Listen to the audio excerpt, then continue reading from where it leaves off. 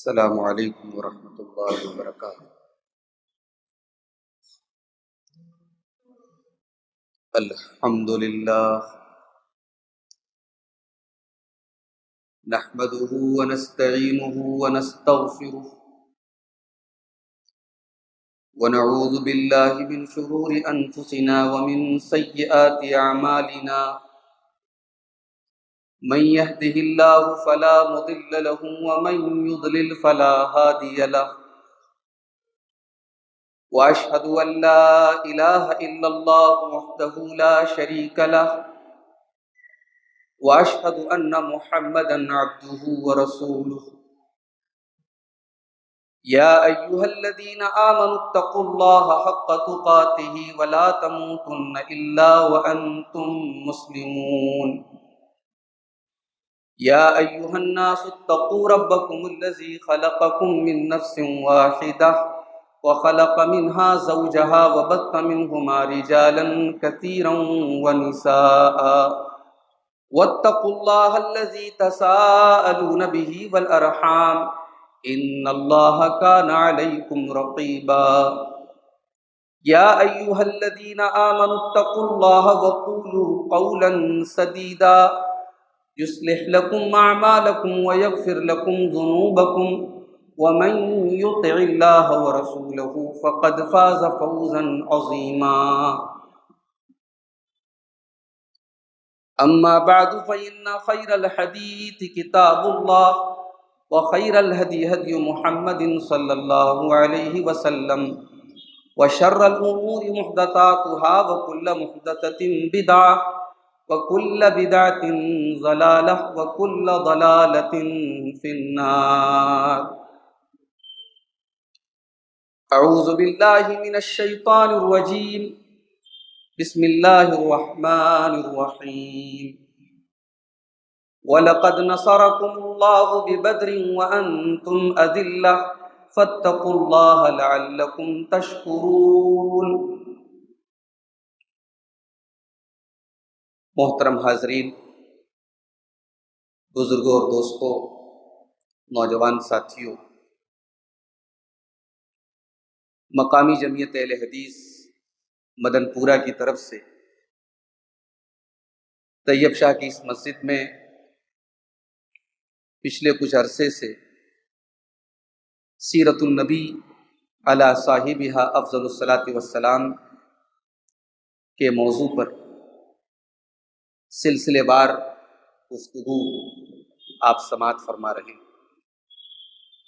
اور اسی سلسلے کی ایک کڑی کے تحت آج میں آپ کے سامنے حاضر ہوا ہوں۔ اللہ کے نبی صلی اللہ علیہ وسلم کی مدنی زندگی میں مدینہ جانے کے بعد کی جو آپ کی زندگی ہے، ہجرت کے بعد کی جو زندگی، اس زندگی کا ایک بہت بڑا واقعہ، اتنا بڑا واقعہ کہ قرآن کریم نے اس واقعے کو یوم الفرقان قرار دیا۔ جنگ بدر جس دن ہوئی، اس دن کو قرآن نے یوم الفرقان کہا۔ فرقان کا مطلب ہوتا ہے حق اور باطل کے درمیان فرق کرنے والی چیز۔ گویا جنگ بدر نے فیصلہ کر دیا کہ حق پر کون ہے اور باطل پر کون ہے۔ ایک طرف 313 کا لشکر ہے، بے سر و سامان، 2 گھوڑے 70 اونٹ، یہ سواری تھی اسلامی قافلے کی۔ دوسری طرف 1000 کا لشکر جو جنگ کرنے کے مقصد سے پریپیئر ہو کر کے آیا ہے، ہتھیاروں سے لیس ہو کر کے آیا ہے۔ کوئی ریشیو نہیں ہے، 300 کے مقابلے میں 400 ہوتے تو چلو ایک مقابلہ ہے، یا 300 کے مقابلے میں 3 گنا زیادہ لشکر ہے۔ یعنی دنیاوی جنگوں کے اصول کے مطابق اگر دیکھا جائے تو یہ جنگ تو بنتی نہیں ہے، مقابلہ تو بنتا ہی نہیں ہے، پھر بھی مسلمان یہ جنگ جیت گئے۔ یہ اس غزوہ بدر کا بہت بڑا پہلو ہے۔ اسی لیے اللہ تعالیٰ نے جب مسلمانوں پر اپنی نعمتوں کو گنایا ہے قرآن میں، تو اپنی ان بڑی بڑی نعمتوں میں ایک نعمت غزوہ بدر کو بھی قرار دیا۔ سورہ آل عمران کی جو آیت میں نے آپ کے سامنے پڑھی ہے، اس آیت میں اللہ تعالیٰ نے خاص طور سے غزوہ بدر کا ذکر کیا۔ وَلَقَدْ نَصَرَكُمُ اللَّهُ بِبَدْرٍ وَأَنْتُمْ أَذِلَّةٌ، یاد کرو اے مسلمانوں، تم کمزور تھے، بدر کے میدان میں اللہ نے تمہاری مدد کی تھی جب تم انتہائی کمزور تھے،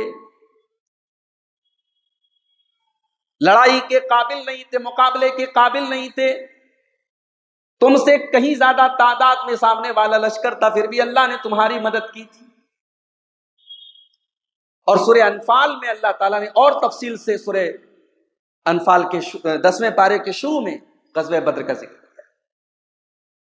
10واں پارہ بالکل کھولیے، شروعات میں وَاعْلَمُوا أَنَّمَا غَنِمْتُم مِّن شَيْءٍ فَأَنَّ لِلَّهِ خُمُسَهُ وَلِلرَّسُولِ وَلِذِي الْقُرْبَىٰ وَالْيَتَامَىٰ وَالْمَسَاكِينِ وَابْنِ السَّبِيلِ، اے مسلمانوں جان لو، تم جنگوں کے اندر جو بھی مال غنیمت حاصل کرتے ہو وہ اللہ کے لیے، اس کے رسول کے لیے، وَلِذِي الْقُرْبَىٰ اور رسول کے اہل بیت کے لیے، ان کے قریبی لوگوں کے لیے، وَالْيَتَامَىٰ یتیموں کے لیے، وَالْمَسَاكِينِ غریبوں کے لیے، وَابْنِ السَّبِيلِ اور ضرورت مند مسافروں کے لیے۔ ان کنتم آمنتم باللہ، اگر تم اللہ تعالیٰ کے اوپر ایمان رکھتے ہو، وما انزلنا علی عبدنا یوم الفرقان یوم التقى الجمعان، اگر تم اللہ کے اوپر ایمان رکھتے ہو اور اللہ کی اس مدد کے اوپر ایمان رکھتے ہو، اللہ کی ان نشانیوں کے اوپر ایمان رکھتے ہو جو اللہ نے یوم الفرقان، فرقان کے دن، بدر کے دن اپنے بندے پر نازل کی تھی۔ واللہ علی کل شیء قدیر، اللہ ہر شے پر قادر ہے۔ اللہ 313 کو 1000 کے لشکر پر غلبہ عطا کر سکتا ہے، اللہ ہر شے پر قادر ہے۔ اذ انتم بالعدوۃ الدنیا وهم بالعدوۃ القصویٰ والرکب اسفل منکم، اے مسلمانوں یاد کرو جب تم بدر کے میدان میں مدینہ سے قریبی سائیڈ میں تھے، تمہارا دشمن مدینہ سے دور کی سائیڈ میں تھا، والرکب اسفل منکم، اور ابو سفیان کا جو قافلہ تھا مال تجارت کا وہ سمندر کے راستے جا رہا تھا۔ وَلَوْ تَوَاعَدتُّمْ لَاخْتَلَفْتُمْ فِي الْمِيعَادِ، اگر تم نے پہلے سے آپس میں طے کیا ہوتا تو شاید یہ جنگ نہ ہو پاتی اور تم اختلاف کر جاتے۔ وَلَٰكِن لِّيَقْضِيَ اللَّهُ أَمْرًا كَانَ مَفْعُولًا، لیکن اللہ تعالیٰ کو یہ کام کرنا تھا، یہ فیصلہ کرنا تھا، یہ کام ہونا تھا۔ لِيَهْلِكَ مَنْ هَلَكَ عَن بَيِّنَةٍ وَيَحْيَىٰ مَنْ حَيَّ عَن بَيِّنَةٍ، تاکہ جو مرے وہ دلیل کو دیکھ کر کے مرے اور جو زندہ ہو وہ دلیل کو دیکھ کر کے زندہ رہے۔ یہ ہے بدر کی لڑائی کا مقصد۔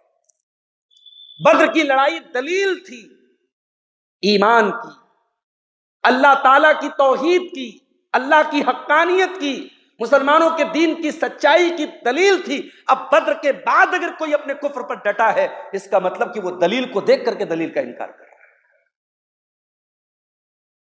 تو بدر کی جو یہ لڑائی ہے میرے بھائی، میں تو خاص طور سے اپنے نوجوانوں سے کہنا چاہتا ہوں کہ بھائی تھوڑا سا وقت نکالو، اسٹڈی کرو، مطالعہ کرو۔ آج ہماری قوم کی جو حالت ہے، ہمیں تو خاص طور سے اللہ کے نبی کے غزوات کے بارے میں پڑھنا چاہیے۔ یہ کوئی معمولی جنگیں نہیں تھی، یہ اس کائنات کی تاریخ کی سب سے عظیم جنگیں تھیں، جن کے کمانڈر، جن کے قائد اور جن کے لیڈر اللہ کے پیارے حبیب تھے صلی اللہ علیہ وسلم، اور جن جنگوں میں شامل ہونے والے اس روئے زمین پر نبیوں کے بعد سب سے نیک لوگ تھے صحابہ کرام، جو جنگ کے میدان میں جاتے تھے تو یہ سوچ کر کے جاتے تھے کہ ہمیں زندہ نہیں لوٹنا ہے۔ ابھی میں مثالیں پیش کروں گا غزوہ بدر کی، آپ دیکھیے صحابہ کرام نے کتنے جی جان سے یہ جنگ لڑی۔ ایک تو ہوتا ہے سامنے لشکر زیادہ ہے تو آدمی کا مورل تو پہلے ڈاؤن ہو جاتا ہے، حوصلہ پہلے ہی پست ہو جاتا ہے، یا الٹی بات ہے۔ بدر کے پہلے اللہ کے نبی نے صحابہ کرام سے جو ڈسکشن کیا تھا، جو مشورہ کیا تھا، وہ بھی دیکھنے کے لائق ہے، پڑھنے کے لائق ہے۔ تو اللہ کے رسول کی پوری سیرت تو اپنے آپ میں پڑھنے کے لائق ہے، مطالعے کے لائق ہے۔ اللہ کے رسول کے غزوات الگ سے پڑھنے کے لائق ہے۔ ان غزوات کے اندر، ان جنگوں کے اندر ہمارے لیے بڑی نصیحت ہے۔ اپنے نوجوانوں سے کہنا چاہوں گا کہ آپ وقت نکالیے اور سیرت کی کتابوں سے اللہ کے نبی کے غزوات کو پڑھیے. جنگ بدر کیوں ہوئی، کب ہوئی اور کیسے ہوئی، یہ 3 سوال ہیں. بدر اصل میں مکہ اور مدینہ کے درمیان ایک پانی کے چشمے کا یا کنویں کا نام تھا، اور یہ مدینہ سے تقریباً 165 کلومیٹر تھا. اور یہ جو جنگ ہوئی تھی یہ 17 رمضان کو سوموار کے دن ہوئی تھی، سن 2 ہجری. یہ جنگ کیوں ہوئی تھی؟ اصل میں جب مسلمان مدینہ پہنچے تو مکہ کے کفار ابھی بھی چین سے نہیں بیٹھے. ان کے لیے بڑی تکلیف کی بات تھی کہ یہ کمزور لوگ، یہ لوٹے پیٹے لوگ، ان کو ایک سہارا مل گیا، ان کو ایک ڈیفنس مل گیا، ان کو ایک ٹھکانہ مل گیا، اب یہ آرام سے رہ رہے ہیں. تو وہ چین سے نہیں بیٹھے مکہ کے کفار. ہجرت کے بعد بھی مسلمانوں کے خلاف ان کی سازشیں، ان کی کاروائیاں چل رہی تھی، چھٹپٹ واقعات ہو رہے تھے. اور مدینہ کے اندر جو منافقین کا ایک ٹولہ تھا عبداللہ ابن ابی کا اور اس کے ساتھ، ان کی طرف سے بھی ان کو سپورٹ مل رہا تھا مکہ کے کافروں کو، کیونکہ عبداللہ ابن ابی جو تھا یہ اس چکر میں تھا کہ مدینہ کا سردار بنے گا. اور اللہ کے نبی صلی اللہ علیہ وسلم جب آئے تو اسے اپنی سرداری اور اپنی کرسی ڈوبتی ہوئی نظر آئی. تو عبداللہ ابن ابی کٹر دشمن بن گیا اللہ کے نبی کا، مگر مصلحتاً اس نے اپنے آپ کو اسلام کا دشمن شو نہیں کیا. اپنے آپ اس نے بظاہر اسلام قبول کر لیا، کلمہ پڑھ لیا، مگر اندر سے وہ اور اس کی پوری ایک جماعت، اس کا پورا ایک گروپ، وہ اندر اندر مسلمانوں کے خلاف کام کر رہا تھا. انہی حالات میں اللہ کے نبی کو پتا چلا کہ ایک مال تجارت سے لدا ہوا قافلہ ابو سفیان رضی اللہ تعالیٰ عنہ، ابھی مسلمان نہیں ہوئے تھے، ابھی کافر تھے، وہ لے کر کے ملک شام سے مکہ آ رہے. اس زمانے میں مکہ سے شام کی تجارت ہوتی تھی، اور مکہ سے شام کے راستے میں مدینہ بھی پڑتا تھا، روٹ وہی تھا. اللہ کے نبی نے صحابہ کرام سے مشورہ کیا کہ ہمیں مکہ کے کافروں کو اکنامیکل کمزور کرنے کے لیے، ان کے اوپر اقتصادی حملہ کرنے کے لیے اس قافلے کے مال کو حاصل کرنا ضروری ہے. اب یہاں اگر کسی کو یہ لگتا ہے کہ صاحب یہ تو غلط ہے، ابو سفیان اگر اپنا قافلہ لے کے جا رہے تھے، تجارت کا قافلہ، تو اللہ کے نبی اور صحابہ کرام اس قافلے کو لینے کیوں جا رہے تھے؟ وہ ان کا مال تو نہیں تھا، یہ تو لوٹ مار ہو گئی، یہ تو چوری ہو گئی. ایسا نہیں ہے.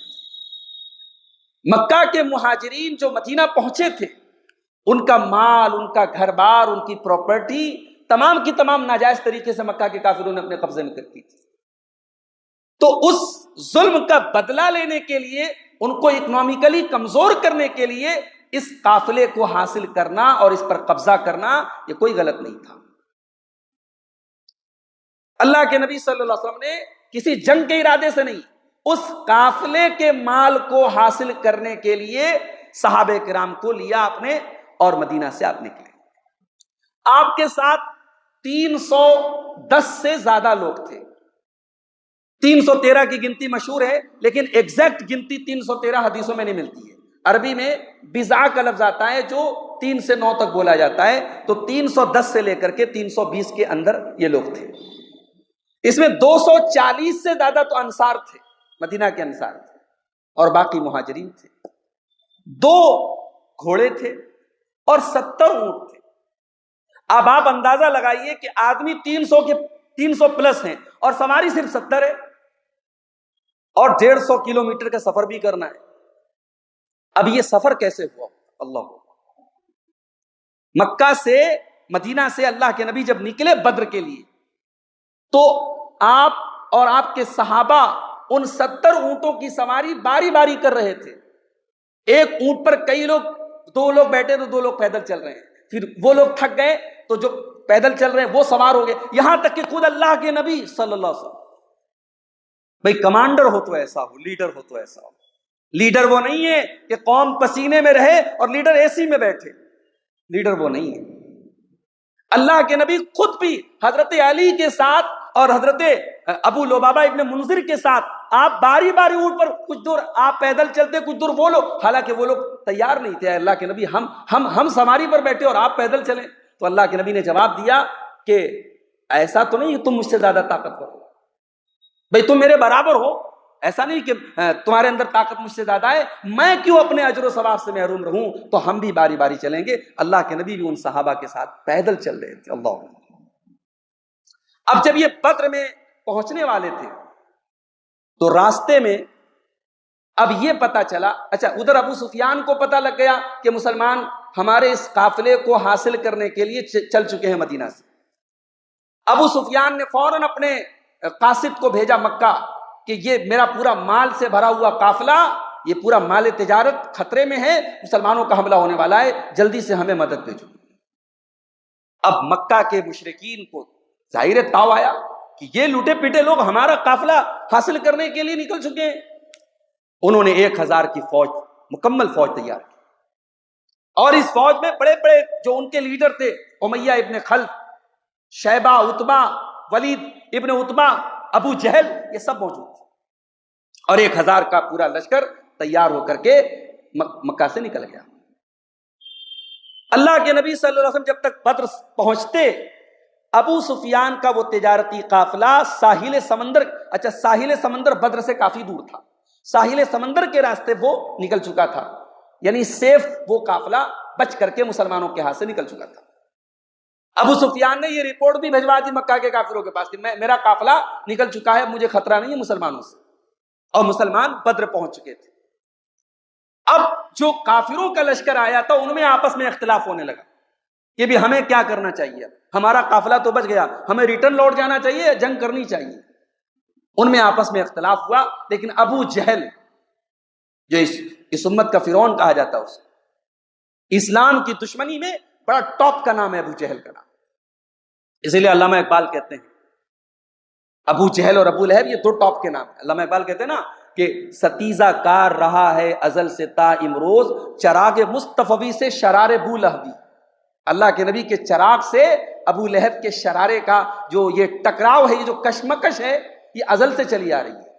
بھئی آدم علیہ السلام اور ابلیس کے دور سے یہ حق اور باطل کے درمیان جو ٹکراؤ ہے, جو تصادم ہے, وہ چلا آ رہا ہے. تو ابو جہل کی رائے تھی کہ جنگ ہو. اب یہ جنگ طے ہو گئی. اب مسلمان یہ ایکسپیکٹ کر کے گھر سے نہیں نکلے تھے کہ ہمیں جنگ کرنا ہے, وہ تو اس قافلے کے لیے نکلے تھے. اب جب جنگ کی بات آئی تو اللہ کے نبی صلی اللہ علیہ وسلم نے ایسا نہیں کہ صحابہ کو جھونک دیا کہ چلو جنگ کرنا ہے. آپ نے صحابہ کی میٹنگ بلائی اور آپ نے صحابہ کے سامنے یہ پورا معاملہ رکھا, اور آپ نے یہ بھی بتا دیا اب اللہ کی بھی منشا یہ کہ جنگ ہونی چاہیے. اب صحابہ کرام میں پہلے مہاجرین میں سے حضرت ابو بکر صدیق کھڑے ہوئے, انہوں نے خطبہ دیا اور لوگوں کو ابھارا جنگ کے اوپر. پھر حضرت عمر کھڑے ہوئے, انہوں نے لوگوں کو ابھارا. پھر حضرت مقداد ابن عمرو کھڑے ہوئے, انہوں نے کہا اے اللہ کے نبی ہم موسیٰ کے ساتھیوں کی طرح نہیں ہیں, ہم آپ سے کہہ دیں اذهب انت وربک فقاتلا انا ہاہنا قاعدون, ہم موسیٰ کے ساتھی نہیں ہیں کہ کہہ دیں آپ جائیے آپ لڑیے آپ کا رب لڑے ہم تو بیٹھے رہیں گے. ہم ویسے نہیں ہیں اللہ کے نبی. اے اللہ کے نبی لو سرت بنا الی برق الغمات, اگر آپ مدینہ سے ہمیں یمن کے آخری کونے برق الغمات تک لے کے جائیں گے لجالدنا معک, ہم آپ کے ساتھ لڑنے کے لیے تیار ہیں. یہ 3 لوگ کھڑے ہوئے, یہ تینوں مہاجرین میں سے تھے. اللہ کے نبی اصل اپنے انصاری صحابہ کی رائے جاننا چاہتے تھے. اصل میں اللہ کے نبی نے انصار سے جو بیعت کی تھی, جو معاہدہ کیا تھا, جو ایگریمنٹ کیا تھا, اس ایگریمنٹ میں یہ کلوز تھا, یہ دفعہ لکھی تھی, یہ دفعہ تحریر ہوئی تھی, طے ہوئی تھی کہ مدینہ کے اندر اگر حملہ کیا کسی نے دشمن نے تو انصاری صحابہ کرام ڈیفنس میں مسلمانوں کا ساتھ دیں گے. اور یہ جنگ تو مدینہ کے باہر ہو رہی تھی, تو اس ایگریمنٹ کے باہر تھا یہ معاملہ.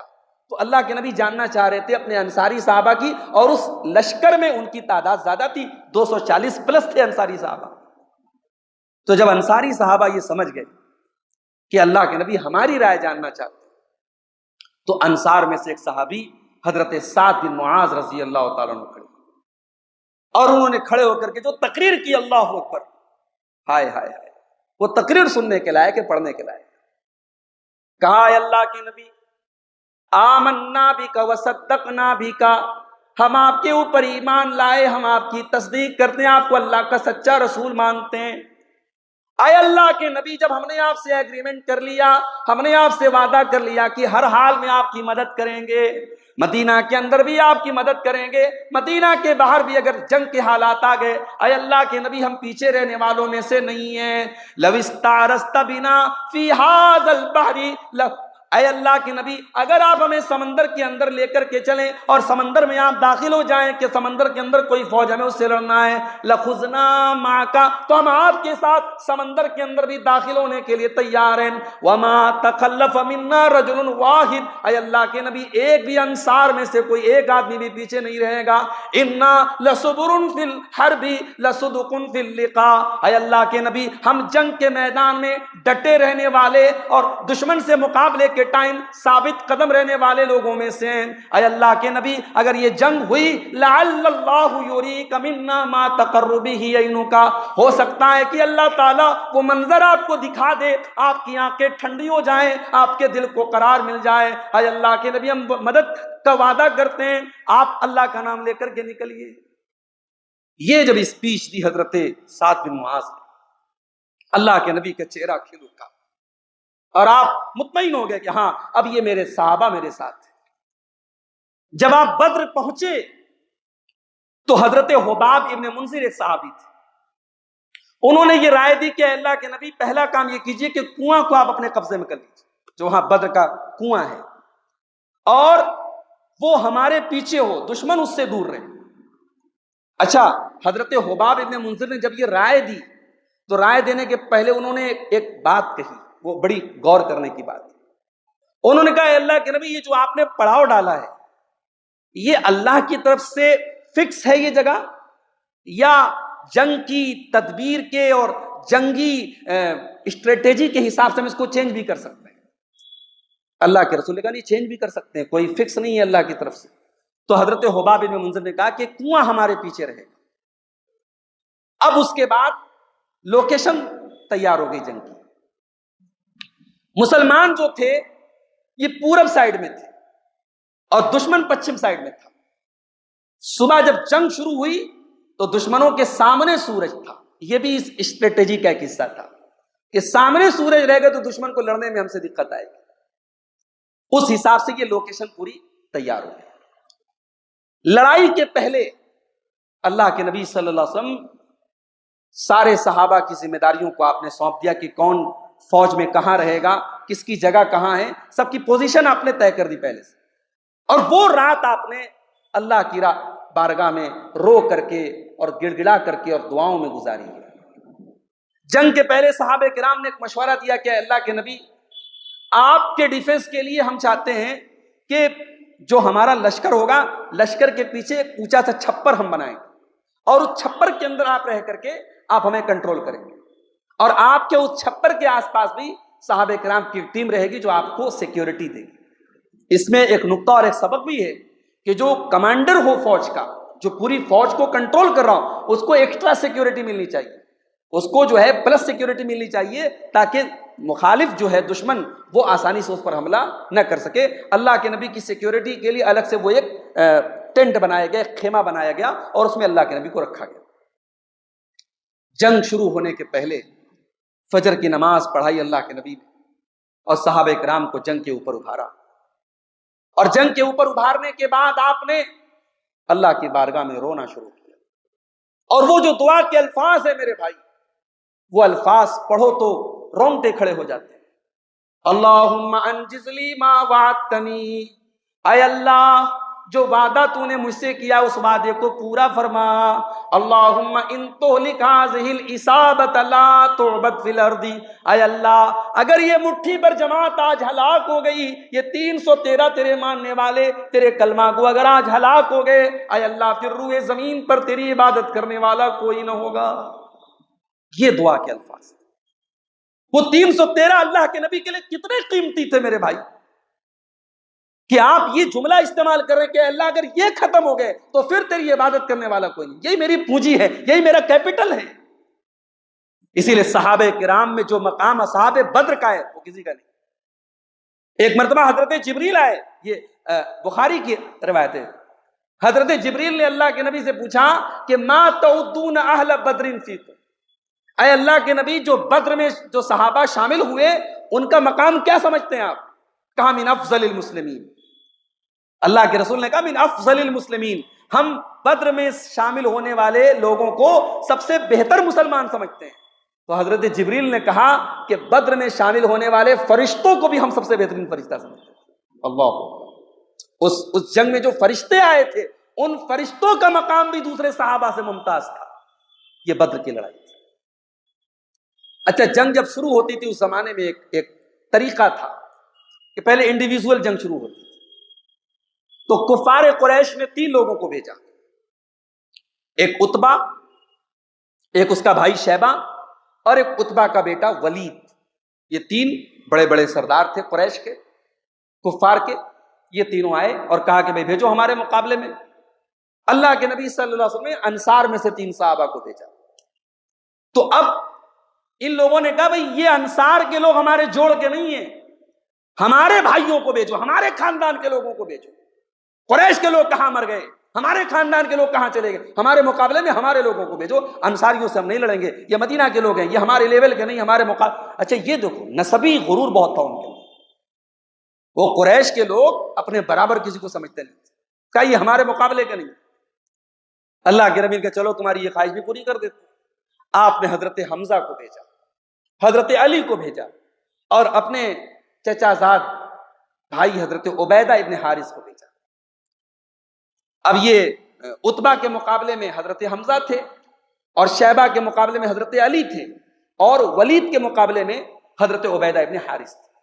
تینوں نے مقابلہ کیا، حضرت حمزہ نے عتبہ کا کام ختم کیا، حضرت علی نے شیبہ کا کام ختم کیا اور عبیدہ ابن حارث اور ولید کے درمیان مقابلہ ہوا۔ دونوں نے ایک دوسرے پر حملہ کیا اور اس کے پہلے کی حضرت عبیدہ کے اوپر وہ اور حملہ کرے، حضرت علی نے آگے بڑھ کر کے اس کا ولید کا بھی کام ختم کر دیا، لیکن حضرت عبیدہ زخمی ہو گئے، ان کو میدان جنگ کے باہر لے کے جایا گیا۔ اب اس کے بعد جنرل جنگ شروع ہو گئی، عام جنگ شروع ہو گئی۔ اب جب یہ جنگ شروع ہوئی تو اب قرآن کریم کی وہ آیتیں آپ اپنے سامنے رکھیے جس میں اللہ تعالیٰ نے جنگ کے دوران فرشتوں کے اترنے کا ذکر کیا ہے۔ اللہ تعالیٰ فرماتا ہے سورہ انفال کی آیت نمبر 9 میں، استستغیثون ربکم فاستجاب لکم انی ممدکم بألف من الملائکۃ مردفین۔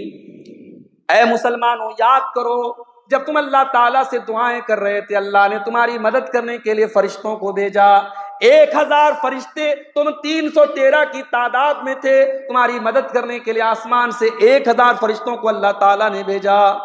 اچھا، جب یہ فرشتوں کے اترنے کی جب یہ آیت نازل ہوئی، اللہ کے نبی کو اطمینان ہو گیا۔ آپ میدان جنگ میں آئے اور آپ نے صحابہ سے کہا سیہزم الجمع ویولون الدبر، کہ اے میرے صحابہ یہ لشکر ان قریب شکست کھائے گا، یہ کافروں کا لشکر، اور یہ پیٹ پھیر کر کے بھاگے گا۔ اور آپ نے اپنی مٹھی میں کنکریاں اٹھائیں اور کنکری کو اٹھا کر کے آپ نے کفار کے لشکر کی طرف پھینکا۔ اب ظاہر ہے ایک مٹھی آپ نے کنکری پھینکی، وہ کنکری کتنی دور تک جائے گی، لیکن اللہ تعالیٰ قرآن میں کہتا ہے وَمَا رَمَيْتَ إِذْ رَمَيْتَ وَلَكِنَّ اللَّهَ رَمَى۔ اے نبی جب آپ نے وہ کنکری پھینکی تھی، آپ نے نہیں پھینکی تھی، آپ نے صرف اپنی ہتھیلی سے پھینکی تھی، اپنی مٹھی سے۔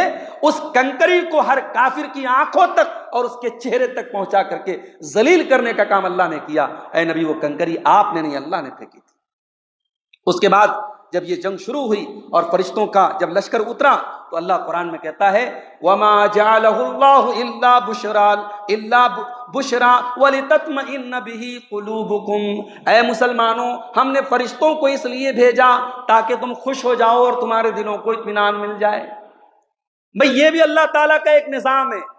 اللہ تعالیٰ چاہتا تو جنگ ہوتی ہی نا، کفار کے سر اپنے آپ کٹ جاتے، تلواریں اپنے آپ چلنے لگتی، مگر اللہ تعالیٰ کی جو مدد آتی ہے نا وہ بھی اسباب کے ذریعے آتی ہے، اسباب کے ذریعے آتی ہے۔ بھائی حضرت جبریل علیہ السلام کے پر میں اتنی طاقت ہے، وہ اپنا پر مار دے تو سارا دشمن جل کے راکھ ہو جائے، مگر یہاں باقاعدہ فرشتے اتر کر انسانوں کی طرح لڑ رہے ہیں۔ یہ اللہ تعالیٰ کے نظام کا ایک حصہ ہے۔ اللہ تعالیٰ کی مدد بھی اترتی ہے تو اسباب کی شکل میں اترتی ہے۔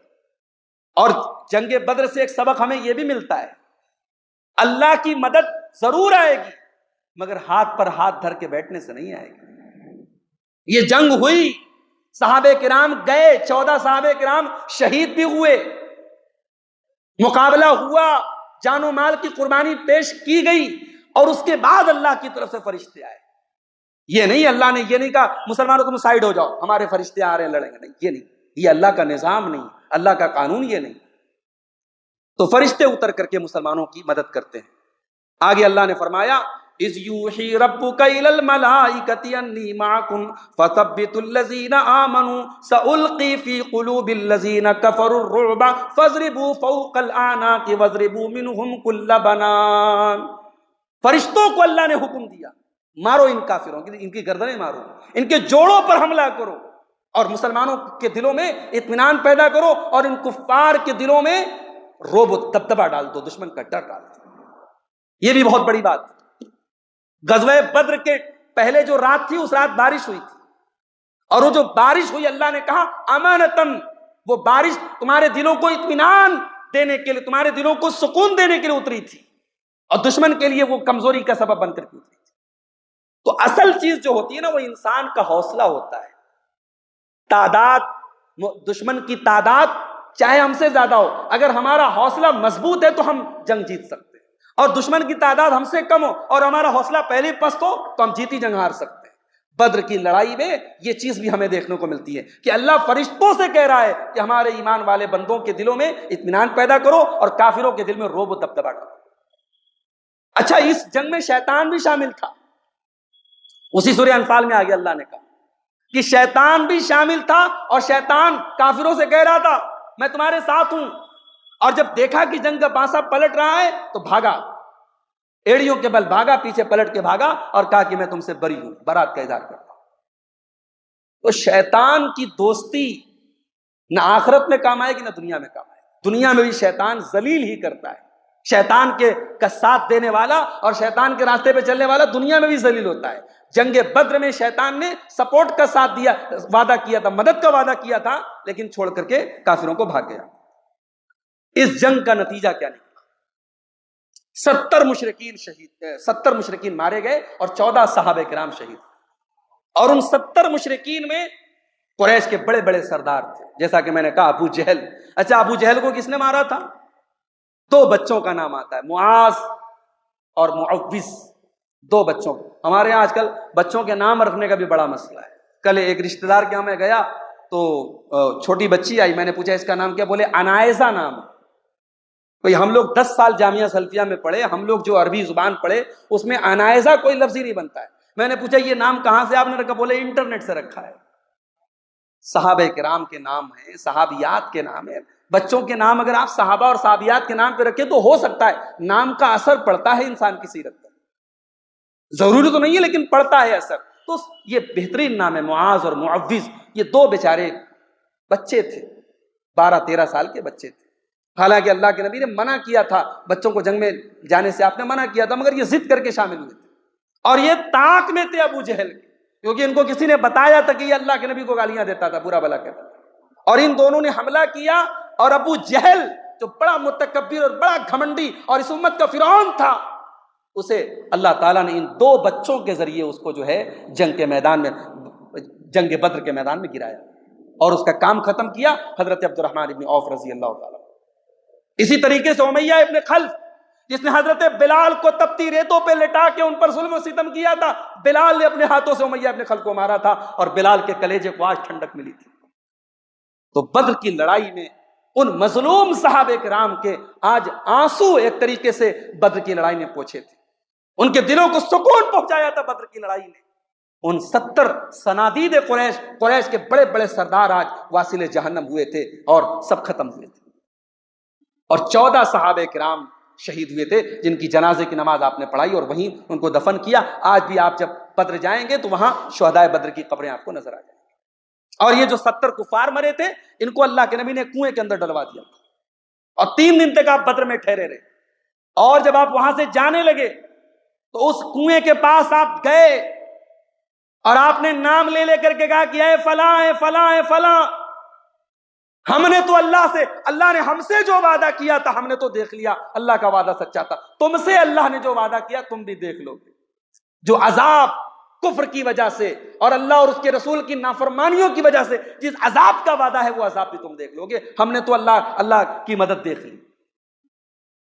اچھا بدر کے پہلے اللہ کے نبی نے باقاعدہ لوکیشن بتا دی تھی کہ فلاں یہاں مرے گا، فلاں یہاں مرے گا، فلاں یہاں مرے گا، اور جس کا نام لے لے کر کے آپ نے جہاں لوکیشن بتائی تھی وہ وہی مرا تھا بدر کے میدان. اس کے بعد اب یہ جو قیدی ہاتھ لگے تھے 70 لوگ تو مارے گئے اور کافی قیدی بھی ہاتھ لگے تھے، کچھ تو میدان چھوڑ کے بھاگ گئے، بہت سارے قیدی بھی تھے. اب ان قیدیوں کا کیا کیا جائے؟ اللہ کے نبی صلی اللہ علیہ وسلم پھر صحابہ کرام سے میٹنگ کی، مشورہ کیا. اچھا اللہ کے نبی مشورہ کر رہے ہیں. ہمارے یہاں بڑا مسئلہ ہے صاحب، چھوٹے چھوٹے کاموں میں ہم مشورے نہیں کرتے، ڈکٹیٹرشپ چلتی ہے ہمارے یہاں. مجھے کہنے کی اجازت دیجیے، آج گھروں کا نظام برباد ہوا ہے ہماری ڈکٹیٹرشپ کی وجہ سے. کتنے گھروں میں باپ کی ڈکٹیٹرشپ سے بچے خراب ہو رہے ہیں، کتنے گھروں میں ساس کی ڈکٹیٹرشپ سے بہوؤں کا معاملہ خراب ہو رہا ہے. مسائل ڈکٹیٹرشپ سے حل نہیں ہوتے، مسائل تاناشاہی سے حل نہیں ہوتے، مسائل مشورے سے حل ہوتے. جنگ کا معاملہ ہے، اللہ کے نبی سے زیادہ جینیس کون تھا؟ صحابہ کرام میں. مگر اللہ کے نبی قدم قدم پر صحابہ کرام سے مشورہ کر رہے ہیں، ان کے مشورے قبول کر رہے ہیں. بھئی حباب ابن منذر نے مشورہ دیا کہ ہم کنویں کو اپنے قبضے میں کر لیں، کنویں کو پیچھے کر لیں، اللہ کے نبی نے فوراً ان کے مشورے کو قبول کیا. تو ڈکٹیٹرشپ نہیں تھی. اللہ نے قرآن میں اپنے نبی سے کہا وَشَاوِرْهُمْ فِي الْأَمْرِ، اے نبی آپ صحابہ کرام سے مشورہ کیجیے. آج ہمارے یہاں بڑا مسئلہ ہے میرے بھائی. آج ہم چیزوں کو ضد کے ساتھ، انانیت کے ساتھ، ڈکٹیٹرشپ کے ساتھ چلانا چاہتے، نہیں چل سکتی چیزیں. ڈکٹیٹرشپ کے ساتھ آپ لوگوں کا دل کبھی نہیں جیت سکتے. لوگوں کا دل محبت، پیار اور مشورے سے ہی جیتا جا سکتا ہے. آپ نے مشورہ کیا صحابہ کرام سے کیا کیا جائے. حضرت ابو بکر صدیق رضی اللہ تعالیٰ نرم مزاج آدمی تھے. انہوں نے کہا اللہ کے نبی میری رائے یہ ہے کہ یہ سب اپنے خاندان کے لوگ ہیں، اپنے قبیلے کے لوگ ہیں. اب جو مر گئے مقابلے میں جو بچ گئے ان کو پیسہ ویسا لے کے چھوڑ دیا جائے، فدیہ لے کے چھوڑ دیا جائے. یہ حضرت ابو بکر کی رائے تھی. حضرت عمر کی رائے اس سے بالکل الٹ تھی. انہوں نے کہا نہیں ہے اللہ کے نبی، آپ یہ مت بھولیے یہ صنادید قریش ہیں، یہ لیڈرز آف کفار ہیں. انہوں نے ہمیں ہمارے گھروں سے نکالا ہے اور آج بھی یہ ہمارے کٹر دشمن ہیں. ان کو چھوڑیں گے ہم تو یہ کل پھر ہمارے لیے خطرہ بنے. لہٰذا میرا مشورہ تو یہ ہے کہ ان کو قتل کر دیا جائے، ان کو ختم کر دیا جائے. ان کو چھوڑیں گے ہمارے لیے رزق باقی رہے گا، ہمارے لیے خطرہ باقی رہے گا. اللہ کے نبی صلی اللہ علیہ وسلم نے حضرت ابو بکر صدیق کی رائے کو پسند کیا اور ان قیدیوں کو فدیہ لے کر کے، عوض لے کر کے چھوڑ دیا. لیکن اللہ تبارک و تعالیٰ نے حضرت عمر کی رائے کی تائید میں قرآن کی آیت نازل کی ما کان لنبی ان یکون لہ الاسری، کہ نبی کے لیے جائز نہیں ہے کہ ان کے پاس ما کان لنبی ان یکون لہ اسری حتی یسکن فی الارض تریدون عرض الدنیا واللہ یرید الاخرہ، کہ اے مسلمانوں، اے میرے نبی، ان قیدیوں کو چھوڑنے کا حق آپ کو نہیں تھا. آپ لوگ دنیا کے مال کو طلب کر رہے تھے اور اللہ تبارک و تعالیٰ آخرت کو چاہتا ہے. جب تک زمین میں کفر کی طاقت کو ختم نہ کر دیا جائے قیدیوں کو چھوڑنے کا کوئی تک نہیں ملتا. اچھا ان قیدیوں سے جو فدیہ لیا گیا وہ بھی ان کی حیثیت کے حساب سے لیا گیا، کسی سے زیادہ لیا گیا، کسی سے کم لیا گیا. کوئی دینے کے لائق نہیں ہے تو اس کو اس شرط پر چھوڑا گیا کہ تم انصار کے بچوں کو لکھنا سکھاؤ. مدینہ کے جو انصار کے بچے ہیں ان کو لکھنا، ان کو رائٹنگ سکھاؤ گے. وہاں لکھنے پڑھنے کا ماحول کم تھا، کہ ان کو لکھنا سکھا دو، تم کو چھوڑ دیا جائے.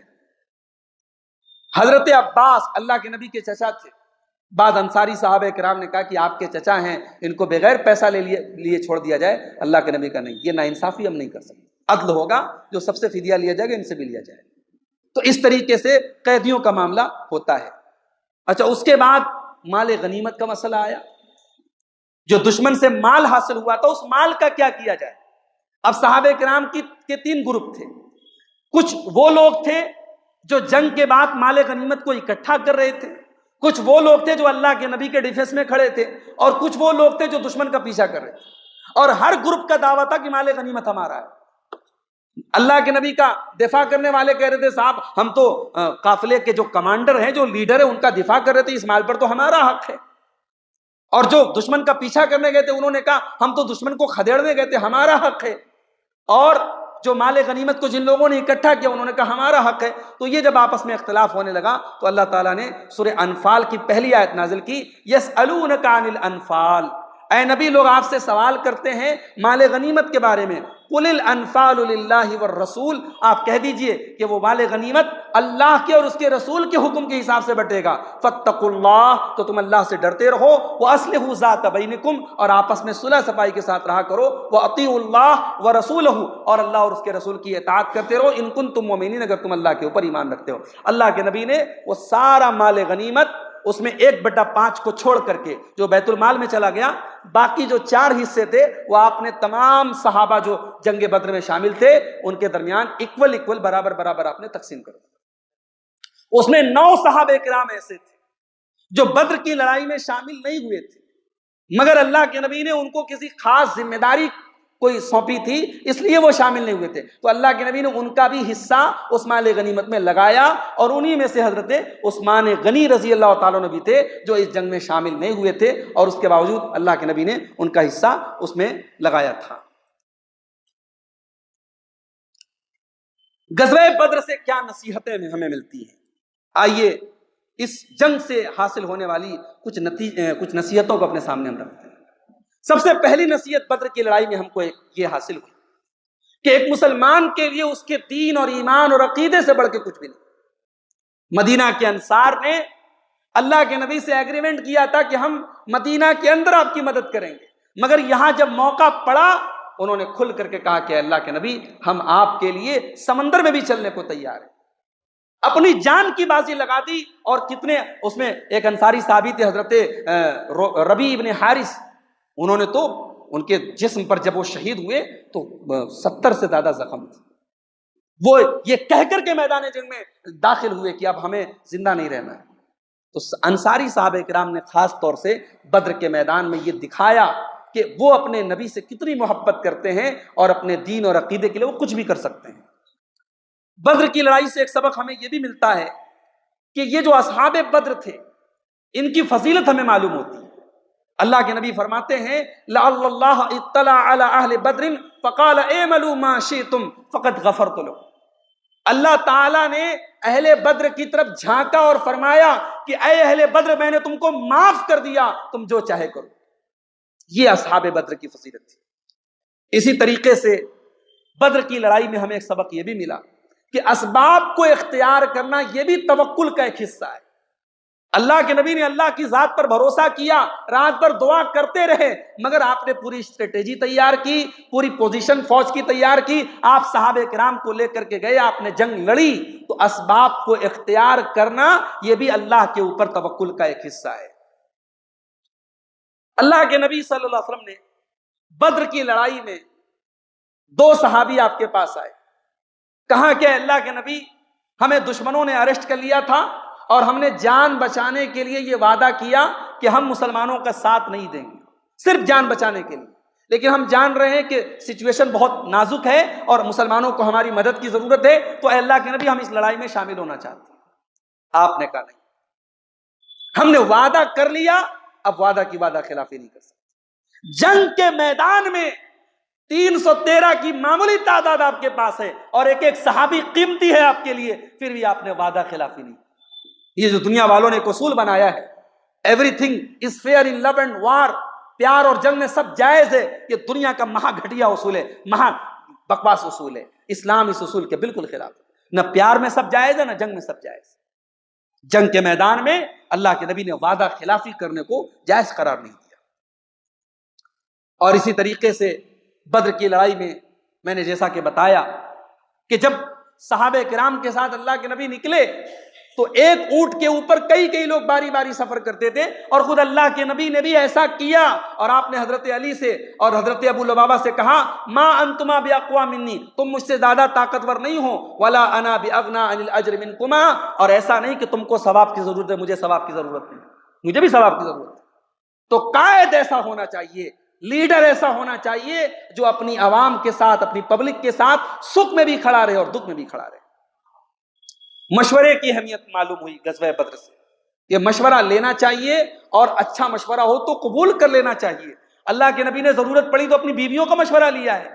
صلح حدیبیہ کے موقع پر آپ نے حضرت ام سلمہ کا مشورہ، جب آپ کو بڑی ٹینشن میں انہوں نے دیکھا تو کہا کہ اللہ کے نبی کیا بات ہے، کیوں ٹینشن میں؟ کہا کہ میرے صحابہ میری بات نہیں مان رہے، میں کہہ رہا ہوں اپنے بال مڑوا دو اور اپنے جانوروں کی قربانی کر دو، کوئی تیار نہیں ہے۔ تو حضرت ام سلمہ نے رائے دی کہ آپ اٹھیے اور آپ اپنے بالوں کو مڑوائیے اور آپ اپنے جانور کی قربانی کیجیے، صحابہ کرام ضرور آپ کی پیروی کریں گے۔ تو آپ نے حضرت ام سلمہ کے اس مشورے کو قبول کیا۔ تو یہ بہت بڑا سبق ہے غزوہ بدر کا کہ ہمیں مشورے کو لینا چاہیے اور مشورہ قبول کرنا چاہیے۔ ایک سبق یہ بھی ملا کہ اللہ کی راہ میں شہادت جو ہوتی ہے یہ بہت بلند مقام، یہ انسان کو جنت میں لے کے جانے والی چیز۔ بدر کی لڑائی کے پہلے اللہ کے نبی نے کھڑے ہو کے جو اسپیچ دی تھی اس میں آپ نے کہا تھا قوموا الی جنت عرضها السماوات والارض، اے میرے صحابہ کھڑے ہو جاؤ اور چلو اس جنت کی طرف جس جنت کی چوڑائی آسمان اور زمین کے برابر ہے۔ تو ایک نوجوان صحابی حضرت ان کا نام تھا حضرت عمیر ابن حمام، وہ کھڑے ہوئے اور انہوں نے کہا کہ اللہ کے نبی کیا واقعی میں جنت، ہم اللہ کی راہ میں اگر لڑیں گے اور شہید ہو جائیں گے تو ہم ڈائریکٹ جنت میں جائیں گے؟ آپ نے کہا ہاں جنت میں جاؤ گے۔ وہ ان کے ہاتھوں میں کچھ کھجوریں تھی وہ کھا رہے تھے، انہوں نے وہ کھجوریں زمین پر پھینک دی اور میدان جنگ میں کود پڑے اور اللہ کی راہ میں شہید ہو گئے۔ تو بدر کی لڑائی میں ان شہداء کی قربانیاں بھی ہمیں یاد رکھنی چاہیے، اور یہ شہداء جو شہید ہوئے اس 14 کے قریب صحابہ کرام، ان کی قربانیوں کی وجہ سے بھی اس جنگ میں اللہ تعالیٰ نے مدد کی۔ اور ایک چیز یہ بھی ہم دیکھتے ہیں کہ جنگ کے پہلے اللہ کے نبی نے جو پوزیشن اپنی بنائی، آپ نے اپنے آپ کو پورب سائڈ میں رکھا تاکہ دشمن کو لا محالہ پچھم میں رہنا پڑے۔ ایسا کیوں کیا آپ نے؟ یہ بھی جنگ کی اسٹریٹجی کا ایک حصہ تھا۔ تو قدرتی وسائل کو اپنے فیور میں استعمال کیا جا سکتا ہے جنگ کے میدان میں، یہ بھی اس سے ثابت ہوتا ہے۔ اسی طریقے سے عدل کا معاملہ ہم دیکھتے ہیں۔ جب اللہ کے نبی بدر کی لڑائی میں صفیں لگا رہے تھے، ایک صحابی تھے حضرت سواد ابن غزیہ رضی اللہ تعالیٰ، تو آپ اپنے چھڑی سے یا نیزے سے آپ صفوں کو لگا رہے تھے تو وہ چھڑی جو تھی آپ کی وہ حضرت سواد ابن غزیہ کے پیٹ میں ہلکی سی ٹچ کر گئی اور ان کو ہلکی سی چوٹ لگی۔ تو حضرت سواد نے کہا کہ اللہ کے نبی آپ نے لقد اوجعتنی، آپ نے مجھے تکلیف پہنچائی، میں آپ سے قصاص لینا چاہتا ہوں۔ ابھی چند لمحوں کے بعد جنگ ہونے والی ہے اور اللہ کے نبی کا ایک صحابی اپنے کمانڈر سے کہہ رہا ہے آپ نے مجھے تکلیف پہنچائی، مجھے آپ سے قصاص لینا ہے، بدلہ لینا ہے۔ اللہ کے نبی نے کرتا اٹھایا، اپنا پیٹ کھول دیا، کہا لے لو بھائی بدلہ لے لو، مجھ سے قصاص لے لو۔ حضرت سواد نے چمٹ گئے آپ سے اور آپ کے پیٹ کو انہوں نے چوم لیا اور کہا اللہ کے نبی بس یہی مقصد تھا، جنگ کے پہلے آپ کے بدن سے ٹچ ہونا چاہتا تھا تاکہ جب اللہ کے یہاں جاؤں تو یہ آخری ملاقات آپ کے ساتھ ہو کہ میرا بدن آپ کے بدن سے مس ہو رہا ہے۔ یہ صحابہ کی محبت دیکھی اللہ کے نبی سے، اور اللہ کے نبی کا عدل و انصاف دیکھی میرے پیارے ساتھی۔ اسی طریقے سے بدر کی لڑائی سے ایک سبق یہ بھی ملتا ہے کہ اسلامی سوسائٹی کے لیے ایجوکیشن کتنی امپورٹنٹ ہے۔ بدر میں گرفتار ہونے والے ان قیدیوں سے جن کے پاس پیسہ نہیں تھا، مال نہیں تھا، ان کو اللہ کے نبی نے مدینہ کے انصار کے بچوں کو لکھنا سکھانے کی شرط پر چھوڑا۔ اس سے امپورٹنس لکھنے پڑھنے کی اور ایجوکیشن کی امپورٹنس ثابت ہوتی ہے۔ آج بڑے افسوس کے ساتھ کہنا پڑتا ہے کہ آج ہماری قوم کے اندر تعلیم کی بے حد کمی ہے۔ اچھے انسٹیٹیوشن آپ کو غیر مسلموں کے ادارے میں علاقوں میں ملیں گے، مسلمان لڑکے اور لڑکیاں کوچنگ کرنے کہاں جا رہے ہیں؟ کفار اور مشرکین کے علاقے میں جا رہے ہیں۔ جو آج ہم لوگ بولتے ہیں نا لڑکیاں ہماری مرتد کیوں ہو رہی ہیں، بھئی آپ کے پاس ڈھنگ کے اسکول نہیں ہیں، آپ کے پاس ڈھنگ کے کالجز نہیں ہیں، تو آپ کے بچے جب اس کلچر میں جائیں گے جہاں اسلام نام کی، ایمان نام کی، توحید نام کی کوئی چیز نہیں ہے، اور انہی لڑکے لڑکیوں کے ساتھ اٹھنا بیٹھنا چلنا پھرنا سب ہو رہا ہے، اور پھر لڑکیوں کو ہمارے یہاں ویسے بھی گھر میں دین سکھانے والا کون ہے؟ ہمارے یہاں ماؤں کا بھی وہی حال ہے۔ اب کی جو مائیں ہیں موبائل والی ہیں، سوشل میڈیا والی ہیں، اب کے جو باپ ہیں وہ کاروبار والے ہیں، نہ باپ کے پاس بچوں کی تربیت کے لیے ٹائم ہے، نہ ماں کے پاس بچوں کی تربیت کے لیے ٹائم ہے۔ تو یہ لڑکیاں اگر مرتد ہو رہی ہیں تو اس میں کہیں نہ کہیں میرے بھائیوں ہمارا یہ جو ماحول ہے وہ ذمہ دار ہے کہ ہمارے علاقوں میں تعلیمی اداروں کی بے حد کمی ہے۔ تو تعلیم پر ہم فوکس کریں۔ غزوہ بدر کا ایک سبق ہمیں یہ بھی ملتا ہے۔ اور ایک آخری چیز یہ ہے میرے بھائیوں کہ بدر کی جو یہ لڑائی ہوئی اس میں اللہ تعالیٰ کی طرف سے مدد آئی۔ یہ بہت بڑا سبق ہے کہ مدد اللہ کی طرف سے آتی ہے۔ ہمارے آپ کے بس کی بات نہیں ہے۔